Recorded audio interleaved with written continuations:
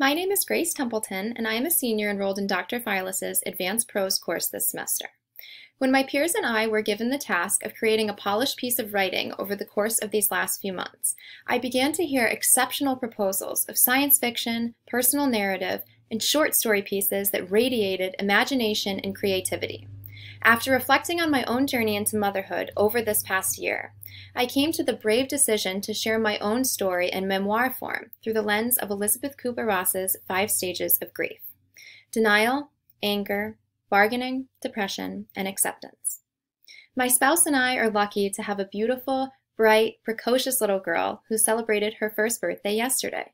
However, the emotions that motherhood has introduced are far more complex than I could have ever imagined. Not each stage of the Kubler-Ross model arrived in perfect order, and there were even times I experienced them through the pain or struggle of someone else instead of myself. In a world that understands postpartum depression and the baby blues more than ever before, I still believe there rests a gray area in the feelings of uncertainty that come with the transformation of becoming a mother. For other new mothers, I hope to bring the sense of ubiquity to this concept that I so desperately longed for myself. And although I have come to a place of reflection, my journey is still far from over. Today, I will be sharing with you an excerpt from Stage 1, Denial. When I think of my first night as a mother, I oftentimes have to halt myself from cringing. My heart races as I recall the lonely recovery room, the dull 2 a.m. streetlights through my window, and my spouse curled up on a small love seat, finally catching a moment of rest.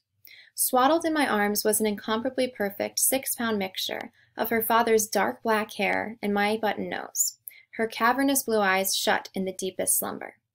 As I clung to her body, studying every curve of the stranger in my arms, I yearned for the love of my life to hold me the same way instead.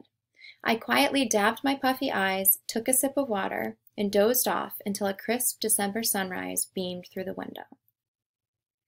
Elizabeth Kubler-Ross describes this first stage of grief as an insurmountable sense of denial.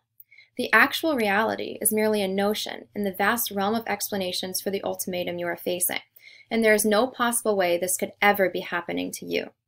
As human beings, we have a natural defense mechanism called fight or flight. We either deny what is happening to us altogether, or simply run from it out of disbelief instead. These first few hours of motherhood were filled with the most denial I have ever encountered. Nurses shuffled in and out of my recovery room like elegant schools of fish, flawlessly drifting between the many duties they were given to ensure my family's well-being. An hourly blood pressure check here, a random temperature check there. They were experts at remaining as perfectly invisible as they were reassuringly near. It was during this should-be euphoric time that I let the squeakiness of white shoes take my daughter to the hospital's nursery for the first time. They echoed as they exited the room, and a growing sense of melancholy arose within my gut.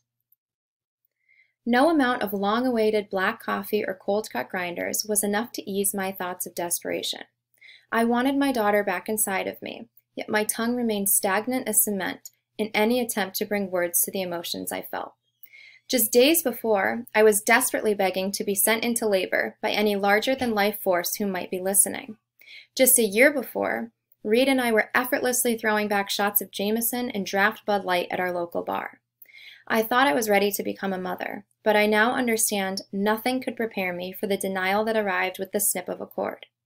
In a dimly lit room full of silence and distant hallway intercoms, I pictured becoming everything that someone else has in this world, and nothing for myself any longer. Thank you.